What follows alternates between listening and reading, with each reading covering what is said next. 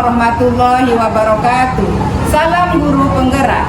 Perkenalkan, saya Mistiawati SPDI, calon guru penggerak angkatan 11 dari Kabupaten Indragiri Hulu Riau. Dan di video kali ini saya akan menunjukkan video aksi nyata saya dalam memberikan diseminasi tentang budaya positif di lingkungan sekolah saya, yaitu SD Negeri 002 Air Molek 1. Selamat menyaksikan. Assalamualaikum warahmatullahi wabarakatuh.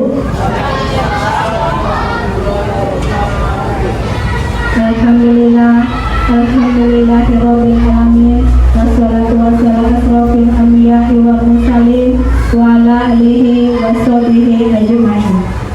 Yang terhormat Bapak Kepala Sekolah SD Negeri 002 Air Molek 1.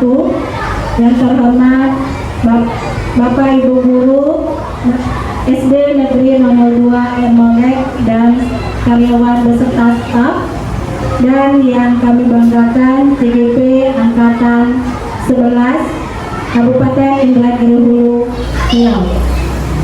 Baiklah, sebelum kita mulai acara, kita akan menyanyikan lagu Indonesia Raya yang akan dipimpin oleh Ibu Siti Mariam SPD. Kepada hadirin diharapkan berdiri.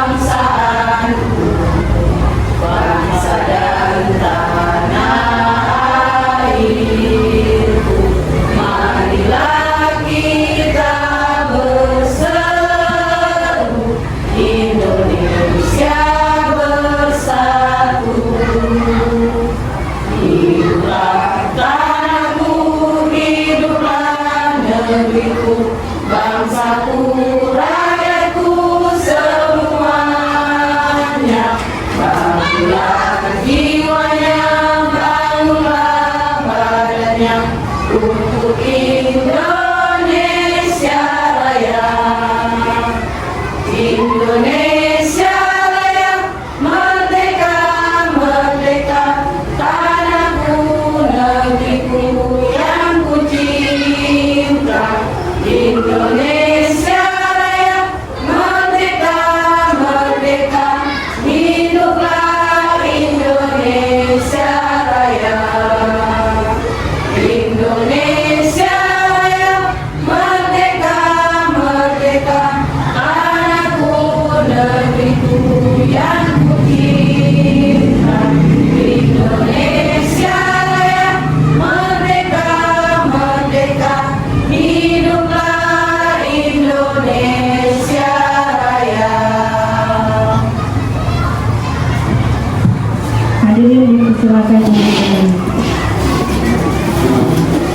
acara selanjutnya, sambutan dari Kepala Sekolah SD Negeri 002 Air Molek 1 sekaligus pembuka kegiatan diseminasi budaya positif CGP Angkatan 11. Pada Bapak kami persilakan dengan sekalian. Assalamualaikum warahmatullahi wabarakatuh. Alhamdulillahirabbil alamin. Rabbi shrah li sadri wa yassir amri wahlul 'uqdatam min lisani yafqahu qawli. Yang sama kita hormati Bapak Ibu majelis guru yang hadir pada hari ini dalam acara diseminasi CGP Angkatan 11, CGP atas nama Mistiawati SPDI, Ibu Rika Afriana SE, dan Pak Satriani SPDI. Oleh sebab itu, dalam tema budaya positif di SD Negeri 02 Air Molek 1. Semoga acara ini bisa menambah pengetahuan dan bermanfaat demi kemajuan sekolah kita ini. Dengan mengucapkan Bismillahirrahmanirrahim, acara diseminasi budaya positif ini secara resmi saya buka. Demikian, Assalamualaikum warahmatullahi wabarakatuh.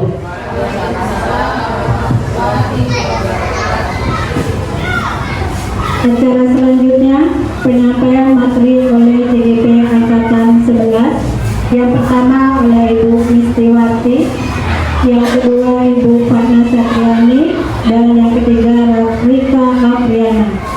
Dan untuk saat ini kami persilakan TGP Angkatan 11 Ibu Mistiawati SPDI dipersilakan.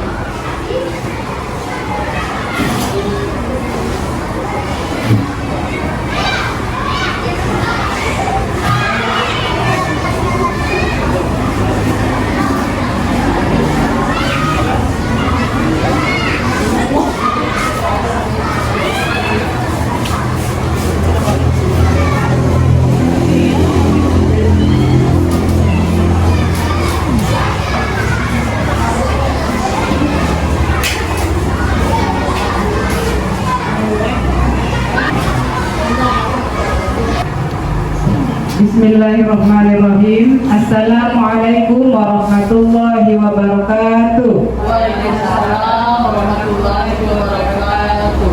Innal hamdalillah nahmaduhu wa nasta'inuhu wa nastaghfiruhu wa na'udzu billahi min shururi anfusina wa min sayyiati a'malina may yahdihillahu fala mudilla lahu wa may yudlil fala hadiya lahu. Asyhadu an la ilaha illallah wa asyhadu anna Muhammadan abduhu wa rasuluh la nabiyya ba'dah. Yang terhormat Bapak Kepala Sekolah SD Negeri 002 Air Molek 1 Bapak Yuharli MPDI. Yang terhormat Bapak Ibu Majelis Guru, staf karyawan yang berkenan hadir untuk mengikuti kegiatan diseminasi budaya positif untuk pemenuhan tugas pada modul 1.4 bersama saya calon guru penggerak Angkatan 11 Mistiawati SPDI.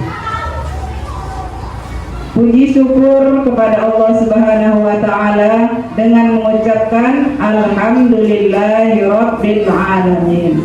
Berselawat kepada Nabi dengan mengucapkan Allahumma sholli ala Sayyidina Muhammad wa ala ali Sayyidina Muhammad. Baiklah Bapak Ibu, untuk menyemangati kegiatan kita pada hari ini, mari sama-sama kita mengucapkan yel-yel SD2 ya Bapak Ibu. Ketika saya mengucapkan SD Negeri 002 Air Molek 1, Bapak Ibu menjawab yes, luar biasa, Allahu Akbar. Ya, yes, hebat, luar biasa, Allahu Akbar. Ayo ibu-ibu semuanya, SD Negeri 002 Air Molek 1. Yes, hebat, luar biasa. Terima kasih. Ya, terima kasih Bapak Ibu semuanya. Baiklah, pada kesempatan ini saya akan menyampaikan tentang budaya positif. Seorang guru yang baik dan bijak harus memiliki kemampuan dalam mewujudkan budaya positif di sekolah. Budaya positif tersebut dapat dijalankan dengan menerapkan konsep-konsep inti seperti yang pertama, yaitu disiplin positif, yang kedua motivasi perilaku manusia, yang ketiga keyakinan sekolah atau kelas, yang keempat kebutuhan dasar manusia, yang kelima posisi kontrol kontekstual, dan yang keenam segitiga restitusi. Baiklah Bapak Ibu yang saya hormati, Tentunya sebagai guru yang bijak, Bapak Ibu sudah mengetahui apa itu disiplin positif. Nah, saya minta kepada Bapak Ibu semuanya untuk memberikan pendapatnya tentang disiplin positif. Silakan Bapak Ibu.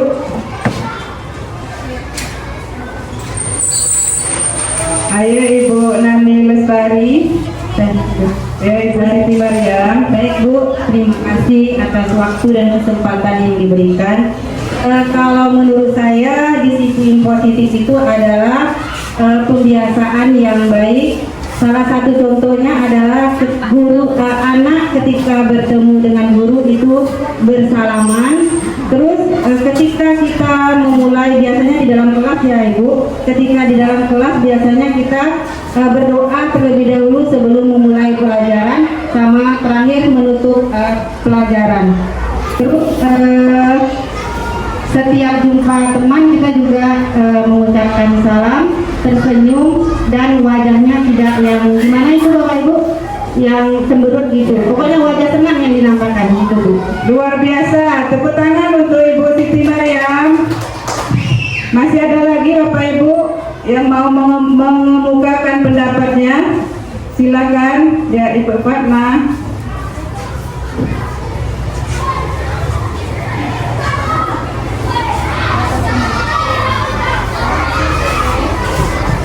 Menurut saya disiplin positif itu adalah perilaku yang baik atau yang terpuji yang akan membawa perilaku ini kepada kesuksesan. Pokoknya yang baik-baik yang akan menuntun kita kepada kesuksesan. Ya, luar biasa.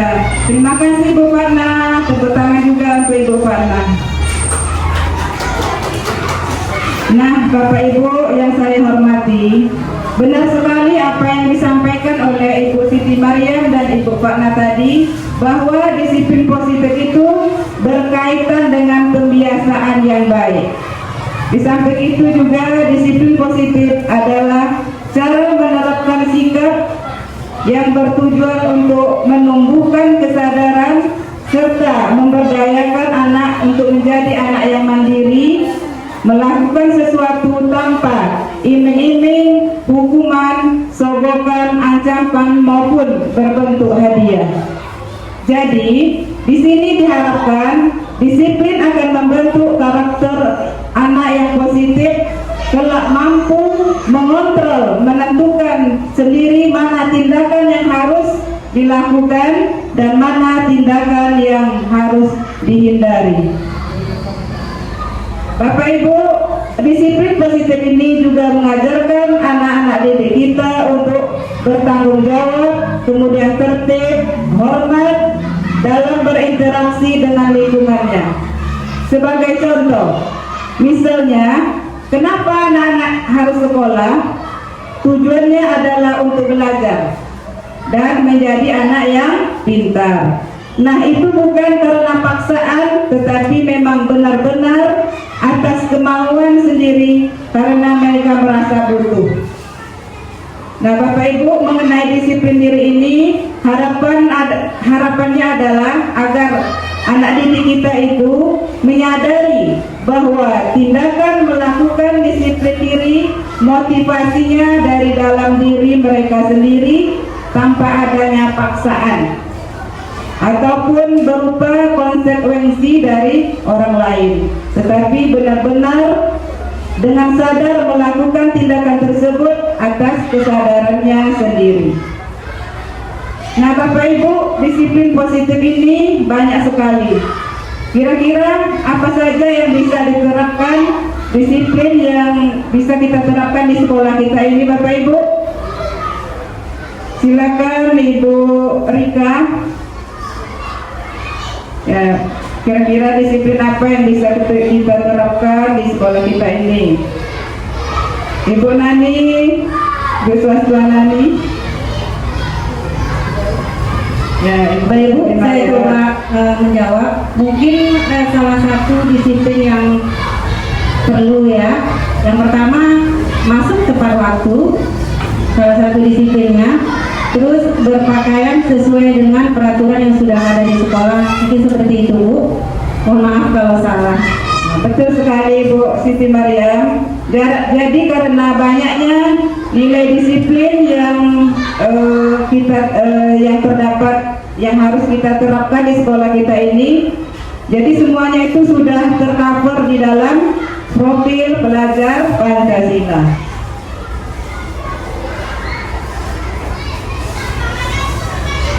Nah, ini Bapak Ibu, profil pelajar Pancasila itu terdiri dari 6 dimensi. Yang pertama, beriman dan bertakwa kepada Tuhan Yang Maha Esa dan berakhlak mulia.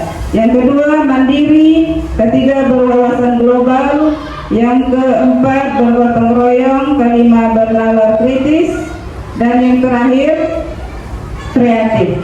Nah, bisa kita nyanyikan sama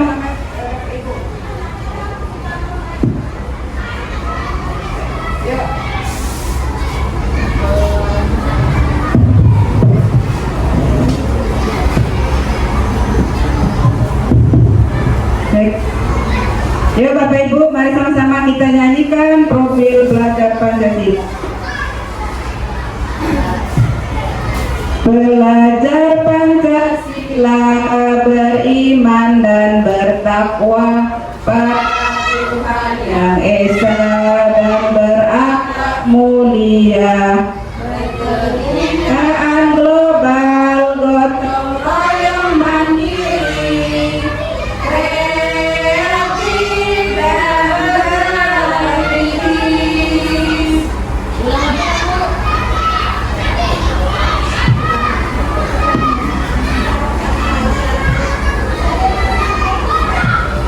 Ya, kita ulang lagi ya Bapak Ibu, biar semangat, kita ulangi lagi. Oke. 1, 2, 3. Pelajar Pancasila beriman dan bertakwa pada Tuhan Yang Esa, berakhlak mulia, berkebinekaan global, gotong royong mandiri, kreatif dan bernalar kritis. Terima kasih. Nah Bapak Ibu, untuk menerapkan disiplin positif tadi itu sudah tercover di dalam profil pelajar Pancasila. Selanjutnya, motivasi perilaku manusia.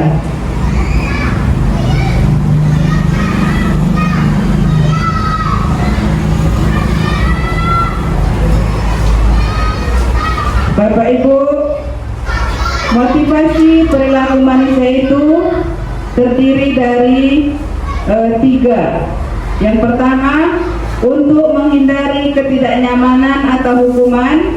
Yang kedua, untuk mendapatkan imbalan atau penghargaan dari orang lain. Yang ketiga, untuk menjadi orang yang kita inginkan dan menghargai diri sendiri dengan nilai-nilai yang mereka percayai. Bapak Ibu, kira-kira apa sih arti motivasi itu? Ada Bapak Ibu yang bisa kasih pendapat? Ya, dorongan ya Bu Rika. Dorongan dari dalam dirinya. Menurut konsep yang kami pelajari di pendidikan calon guru penggerak, bahwasanya motivasi itu terdiri dari 2.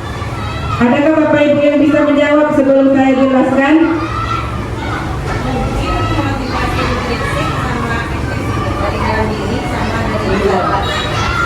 Ya, betul sekali Bu Siti Mariam. Jadi motivasi itu ada 2. Yang pertama, motivasi internal ya. Jadi internal itu adalah motivasi yang datangnya dari dirinya sendiri, dengan penuh kesadaran untuk melakukan hal yang berbuat baik. Kemudian motivasi yang kedua adalah motivasi eksternal. Nah, motivasi eksternal itu motivasinya dari luar, karena dia misalnya melihat seseorang yang sukses, kemudian memicu semangatnya untuk lebih berkarya lagi. Nah, seperti itu Bapak Ibu. Nah, kira-kira menurut Bapak Ibu yang poin pertama ini, untuk menghindari ketidaknyamanan atau hukuman itu termasuk motivasi eksternal atau internal? Nah, ya, betul sekali Bapak Ibu. Untuk menghindari ketidaknyamanan atau hukuman itu adalah motivasi dari luar. Kemudian yang kedua, untuk mendapatkan imbalan atau penghargaan dari orang lain. Internal. Nah, eksternal ya, karena dia mengharapkan hadiah, ya kan? Nah, jadi termasuk eksternal. Dan yang ketiga, untuk menjadi orang yang kita inginkan dan menghargai diri sendiri dengan nilai-nilai yang mereka percayai. Nah, betul sekali ya, motivasi internal. Nah, Bapak Ibu, dari motivasi ini ya diharapkan siswa-siswa kita itu menjadi siswa yang mempunyai kesadaran tinggi ya, untuk berbuat sesuai dengan nilai-nilai yang mereka percaya. Baiklah Bapak Ibu, untuk memunculkan motivasi internal ini pada kita ataupun peserta didik kita, kalau di sekolah, yaitu dengan membuat keyakinan sekolah atau keyakinan kelas. Kalau kita sebagai seorang guru, kita juga butuh keyakinan sekolah supaya kita sebagai guru tidak juga mengharapkan imbalan ya. Kemudian di sini keyakinan sekolah itu atau keyakinan kelas ketika membuatnya, guru berperan sebagai, saya ulangi Bapak Ibu, di slide-nya ini belum muncul ya Bapak Ibu. Jadi keyakinan sekolah atau kelas itu, guru berperan dalam mewujudkan terbentuknya keyakinan sekolah atau kelas dengan adanya kesepakatan antara guru dan murid. Nah Bapak Ibu, kita ajak murid kita berdiskusi, kemudian masing-masing murid berhak untuk mengemukakan pendapatnya. Kemudian pendapatnya itu kita tempel di papan tulis. Kemudian setelah kita sepakati, misalnya mereka menginginkan menjaga kebersihan kelas misalnya. Kemudian dari siswa yang lain lagi, mereka menginginkan tidak boleh membuang sampah sembarangan. Nah, jadi dari pendapat-pendapat murid tadi kita satukan menjadi kalimat yang positif.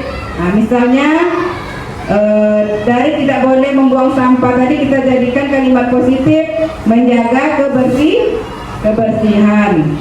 Nah, kemudian setelah beberapa kalimat positif kita jadikan sebuah kesepakatan bersama, kemudian kita buat di dalam karton atau yang lebih praktis lagi dibuat dalam bentuk spanduk, kemudian kita bingkai kan, nah, kita tempel di dinding kelas. Nah, dengan demikian murid kita akan bisa melihat keyakinan kelas yang sudah mereka buat bersama. Kita ulangi lagi Bapak Ibu, keyakinan kelas ini adalah berdasarkan kesepakatan murid dan guru. Harapannya dengan begitu siswa merasa, oh ya ini adalah kesepakatan yang kami buat, sehingga dengan senang hati mereka akan melaksanakannya tanpa adanya paksaan ataupun dimarahi dan lain sebagainya. Dan kemudian kalimat positif tadi berbentuk kalimat yang mudah dihafal, kemudian sederhana, dan juga berbentuk kalimat positif. Nah, seperti yang ada di slide ini, yaitu bekerja sama, kemudian menjaga kebersihan, datang tepat waktu, berpakaian rapi, aktif dalam mengikuti pembelajaran di kelas dan lain sebagainya.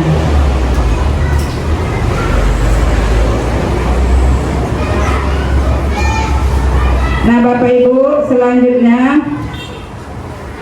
kita masuk ke materi 4, 5, dan 6, yaitu kebutuhan dasar manusia.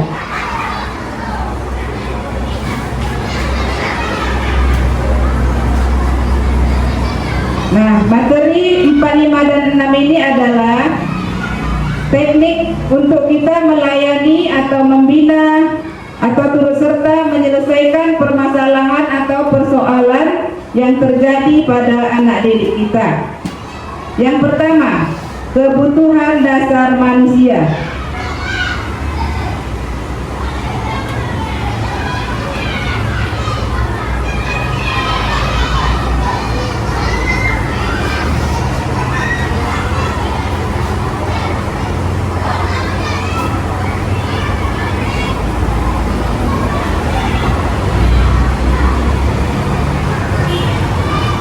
Nah, di sini ketika seorang murid melakukan suatu perbuatan yang bertentangan dengan nilai-nilai kebajikan atau melanggar peraturan, hal itu sebenarnya dikarenakan mereka gagal memenuhi kebutuhan dasar mereka.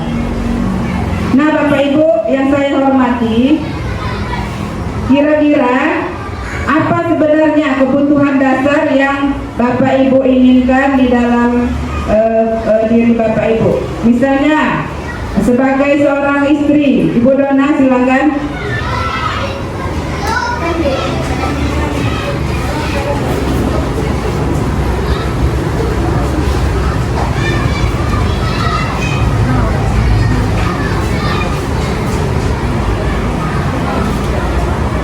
Adalah kebutuhan dasar manusia, yaitu pertama butuh mendapatkan kasih sayang, butuh diperhatikan, dan yang ketiga yaitu butuh dihargai. Ya, tepuk tangan untuk Ibu Dona.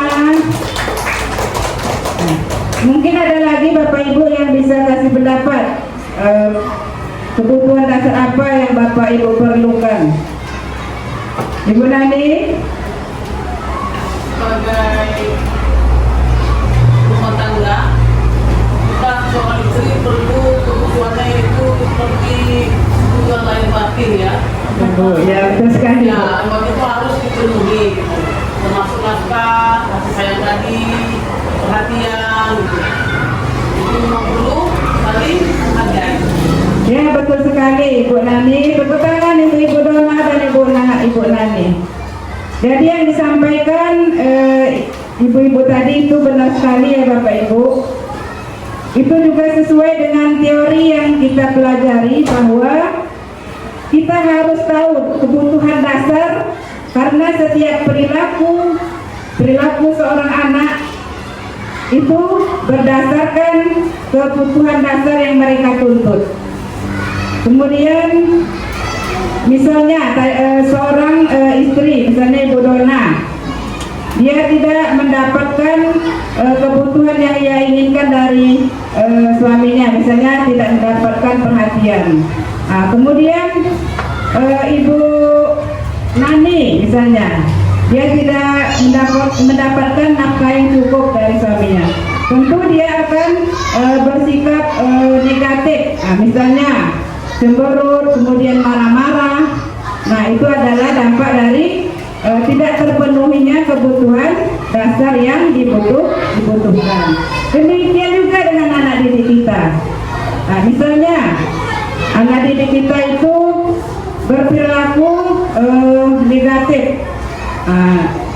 Andailah misal dia mengganggu temannya, suka usil dengan temannya. Nah, itu adalah karena didasarkan ada sesuatu hal yang harus kita ketahui. Nah, Bapak Ibu, di sini ada kasus ya Bapak Ibu.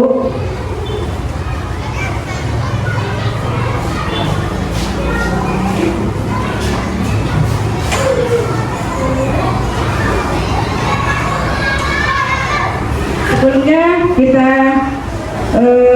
lanjut dulu ke kebutuhan dasar manusia. Yang pertama, bertahan hidup. Yang kedua, kasih sayang dan rasa diterima. Yang ketiga, penguasaan. Yang keempat, kebebasan. Yang kelima, kesenangan.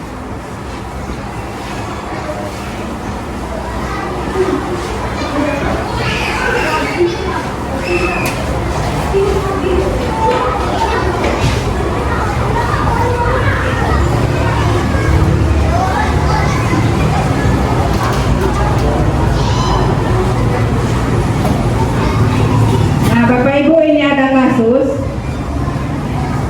Ibu Ambar, guru wali kelas 2A di SD Pelita Hati sedang bingung menghadapi ulah salah satu murid di kelasnya, Doni.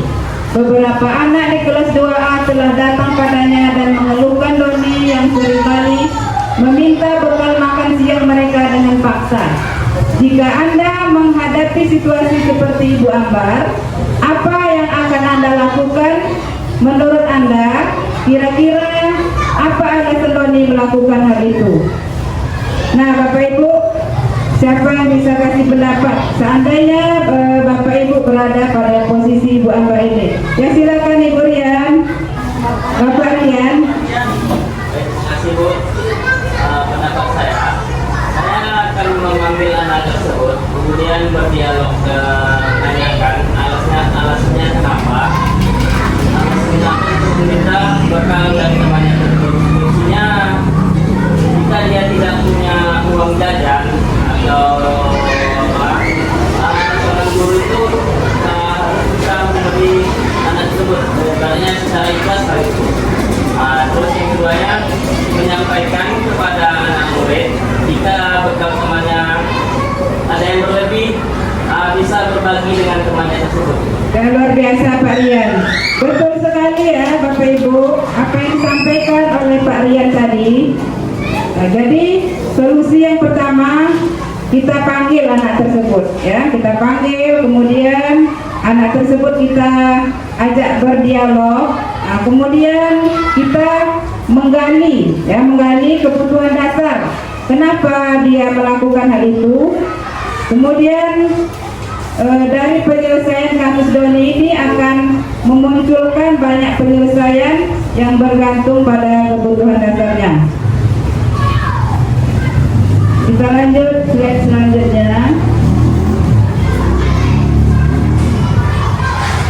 Dari kasus Doni ini, alasan yang pertama, kemungkinan karena dia lapar dan tidak dibawakan bekal oleh orang tuanya, berarti alasan Tommy melakukan itu adalah karena untuk bertahan hidup. Kemudian mungkin alasan yang kedua,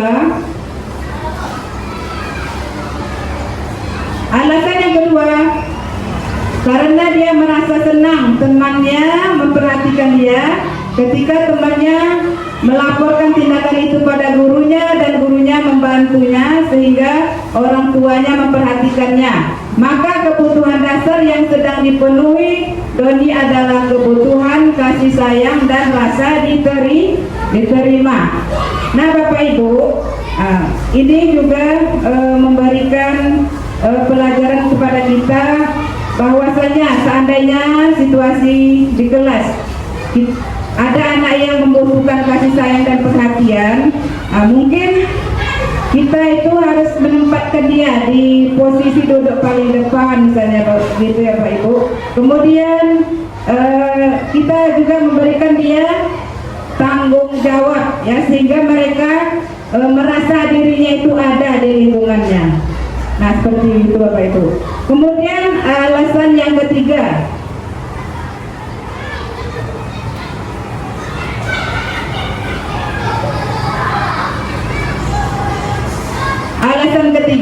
karena temannya jadi takut dengan dia dan menuruti keinginannya, maka kebutuhan Doni adalah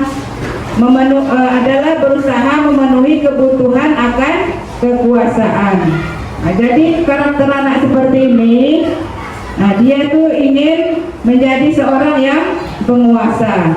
Jadi solusinya adalah sebagai guru kita harus sadar ya, jadi tingkah lakunya yang negatif tadi kita arahkan kepada tingkah yang positif dengan cara memberikan dia tanggung jawab, misalnya menjadi pengurus kelas. Nah, seperti itu Bapak Ibu solusinya.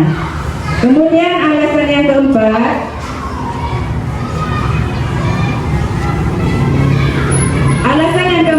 karena dia merasa bosan dengan bekal makanan yang dibawakan ibunya dari rumah. Karena ibunya selalu membawakan bekal yang sama setiap hari. Karena itu ia ingin mencoba makanan teman-temannya yang beraneka ragam. Maka Doni di sini berusaha memenuhi kebutuhan akan kebebasan. Nah, Bapak Ibu, dari alasan dari kasus Tommy yang keempat ini, kalau di dalam pembelajaran kita mendapati peserta didik kita yang misalnya dia suka tidur-tiduran, kemudian dia suka keluar masuk sesukanya, nah, ini berarti mungkin dia lagi bosan menghadapi pembelajaran yang kita berikan itu monoton atau tidak bervariasi. Maka solusinya adalah kita harus mencari variasi dan model pembelajaran sehingga murid-murid kita itu tidak bosan dan pembelajaran yang kita harapkan dapat tercapai. Nah, itu solusinya Bapak Ibu. Nah, selanjutnya kita lanjut ke posisi kontrol restitusi.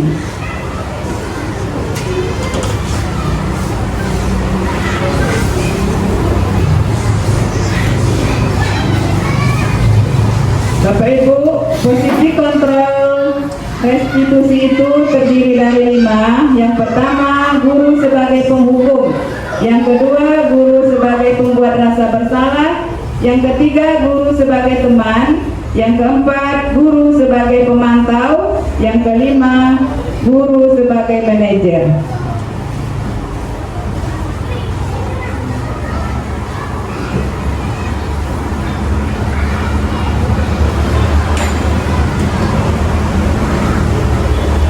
Nah, kita lihat tabel ini Bapak Ibu. Ini adalah tabel motivasi eksternal dan motivasi intrinsik. Kemudian ada identitas gagal dan ada lagi identitas berhasil atau sukses. Nah, kemudian dengan melakukan yang tergolong ke perilaku kontrol negatif, yang pertama itu guru sebagai penghukum. Nah, guru sebagai penghukum ini ciri-cirinya adalah suaranya tinggi, kemudian bahasa tubuh, matanya melotot, kemudian jari-jarinya menunjuk, kemudian menghardik dan menghakimi. Itu ciri-cirinya. Kemudian kata-kata yang bisa keluar dari mulut guru ini, awas kalau tidak kamu kerjakan. Kemudian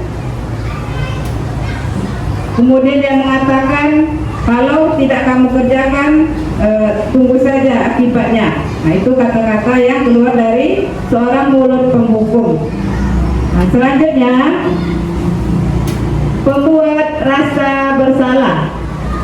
Nah, pembuat rasa bersalah ini ciri-cirinya suaranya lembut, kemudian tidak membuat nyaman ya bagi peserta didik kita, dan anak merasa semakin bersalah dan rendah diri.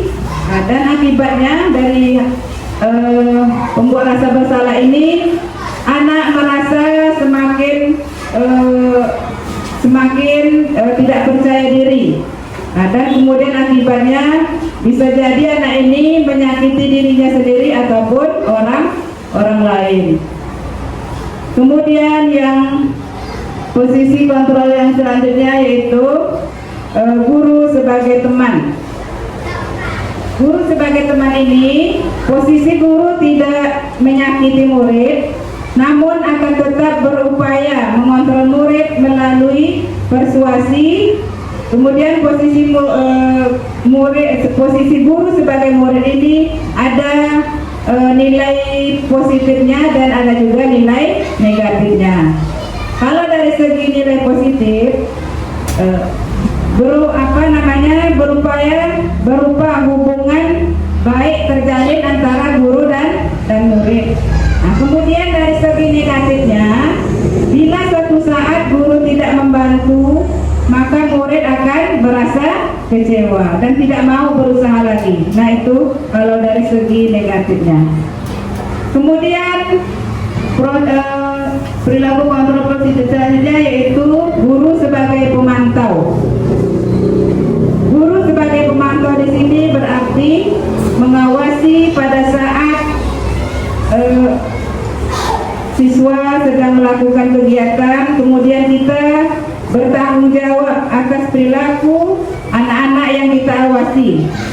Posisi pemantau berdasarkan pada peraturan, konsekuensi. Dengan menggunakan sanksi dan konsekuensi, kita dapat memisahkan hubungan pribadi kita dengan murid. Kemudian sebagai seorang yang menjalankan posisi pemantau, di sini contoh kalimatnya adalah apa yang telah kamu lakukan, kemudian sanksi atau konsekuensinya apa. Ciri-ciri pemantau di sini nada suaranya datar, kemudian bahasa tubuhnya formal. Hasilnya, murid memahami konsekuensi yang harus dijalankan karena telah melanggar salah satu keyakinan sekolah. Kemudian guru tidak menunjukkan sikap emosi yang berlebihan, menjadi marah atau membuat merasa bersalah, tetapi murid tetap dibuat tidak nyaman karena adanya konsekuensi yang dilanggar. Kemudian posisi kontrol yang terakhir yaitu guru sebagai manajer. Nah, guru sebagai manajer di sini adalah posisi guru di mana guru berbuat sesuatu bersama dengan murid, kemudian mempersilahkan murid mempertanggungjawabkan perilakunya, kemudian mendukung murid agar dapat menentukan solusi atas permasalahannya sendiri. Nah, contoh kalimat yang biasa digunakan oleh seorang manajer ini adalah, apa yang akan kamu lakukan untuk memperbaiki masalah ini? Nah, murid akan menjawab, dia akan tahu solusi apa yang terbaik untuk dirinya. Misalnya, saya harus bersabar, kemudian saya harus bangun lebih awal lagi supaya tidak datang terlambat ke sekolah. Nah, seperti itu Bapak Ibu.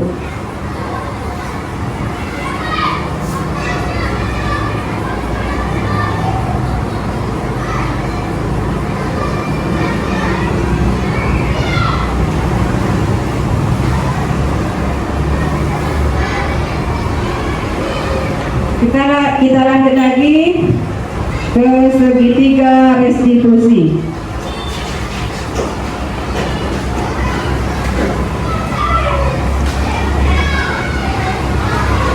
Tahapan dalam segitiga restitusi itu ada 3 Bapak Ibu.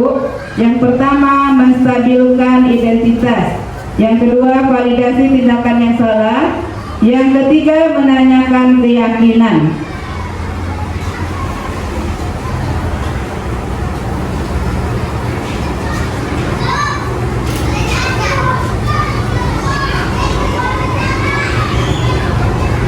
Nah Bapak Ibu, menstabilkan identitas itu artinya mengubah identitas anak dari orang yang gagal karena melakukan kesalahan menjadi orang yang sukses. Anak yang melanggar peraturan karena sedang mencari perhatian adalah anak yang sedang mengalami kegagalan.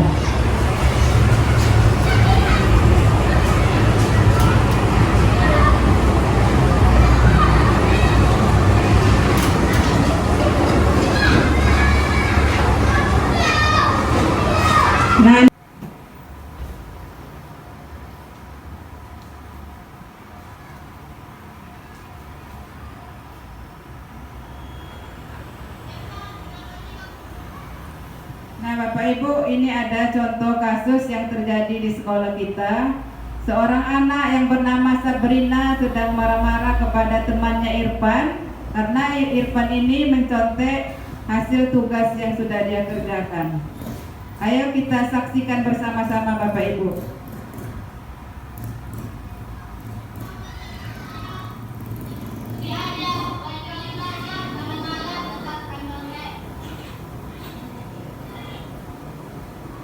Nah, selanjutnya adalah penyelesaian kasus antara Sabrina dengan Irfan ini.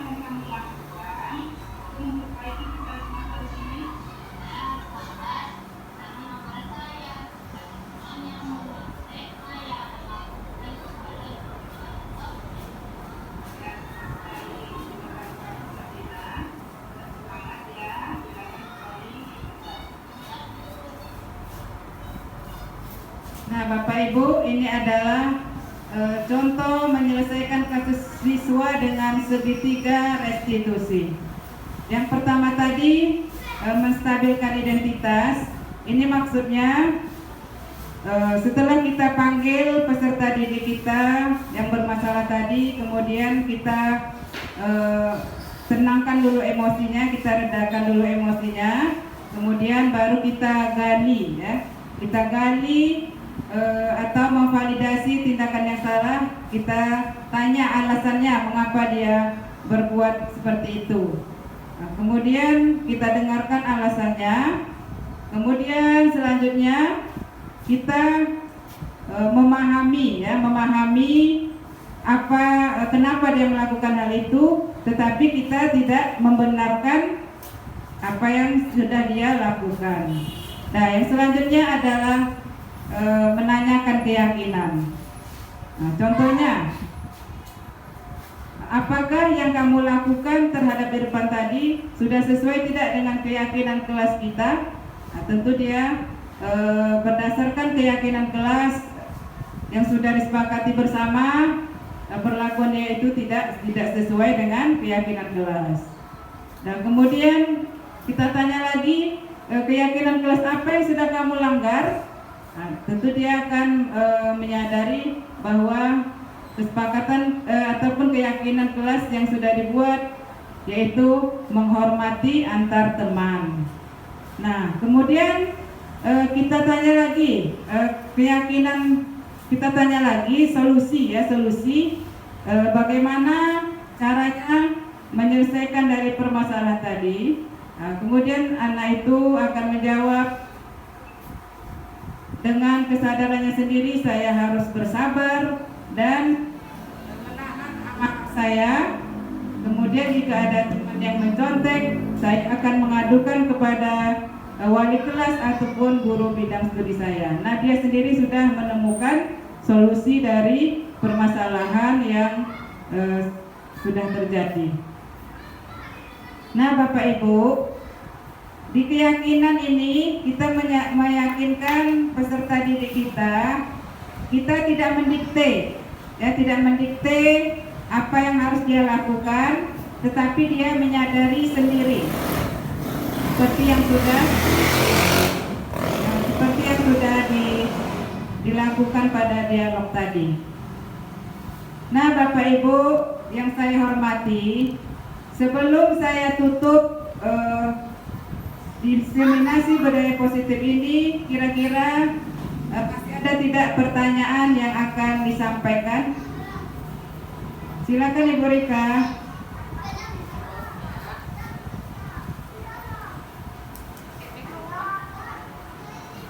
Jelas ya suaranya ya.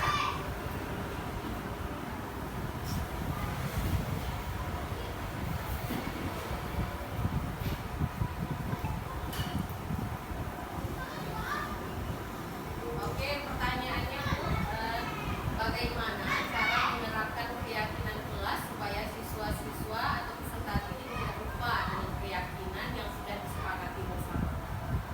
Ya, baiklah Bu Rika, saya akan menjawab. Saya ulangi lagi pertanyaannya, bagaimana supaya peserta didik kita itu tidak lupa atas keyakinan kelas yang sudah dibuat bersama, gitu ya Bu Rika?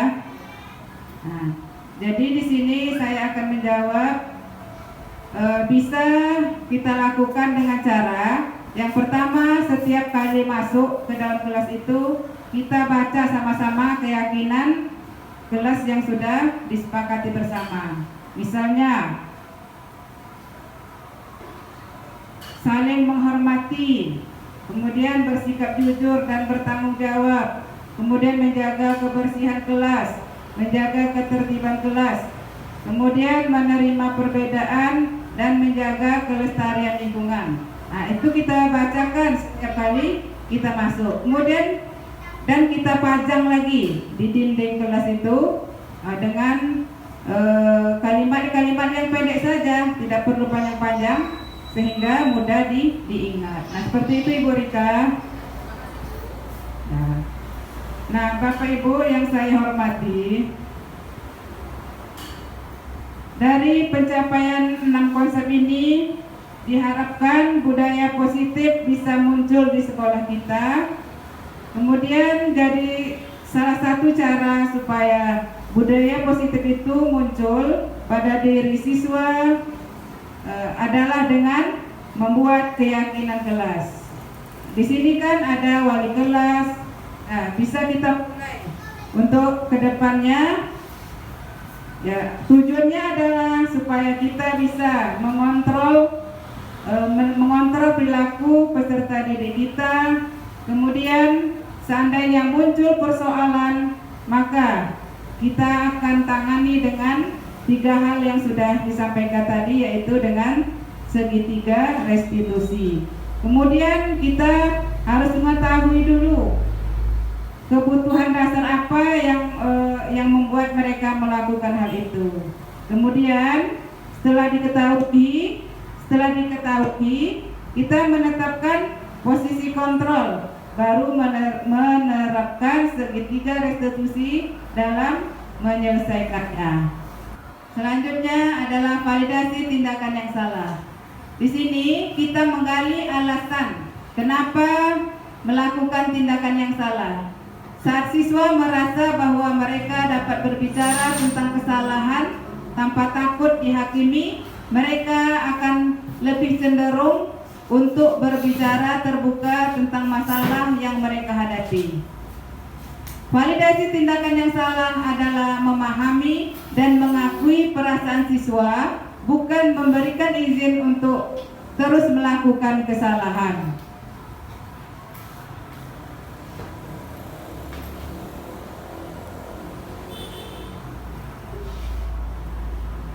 Kemudian yang terakhir adalah menanyakan keyakinan. Keyakinan kelas adalah seperangkat nilai dan prinsip yang disepakati bersama oleh guru dan siswa untuk memandu perilaku dan interaksi di dalam kelas.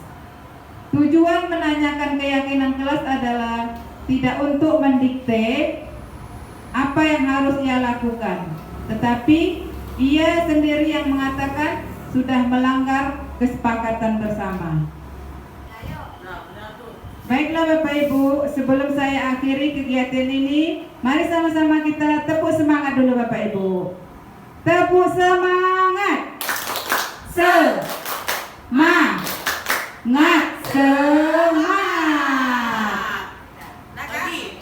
Kita ulangi lagi Bapak Ibu. Suaranya yang keras ya Bapak Ibu. Ya. Tepuk semangat. Semangat. Oke, terima kasih. Jadi inilah Bapak Ibu pengibasan konsep budaya positif. Kepada Bapak Ibu semuanya, saya ucapkan terima kasih dan kita harapkan SD Negeri 002 Air Molek 1 ini bisa menjadi sekolah yang betul-betul memiliki nilai positif yang unggul dan bisa diterapkan secara menyeluruh di lingkungan sekolah kita, sehingga siswa kita terhindar dari nilai negatif yang ada, hanya nilai positif pada siswa kita. Itu harapan kami. Demikian penyampaian ini, lebih dan kurang mohon maaf. Wabillahi taufiq wal hidayah. Assalamualaikum warahmatullahi wabarakatuh.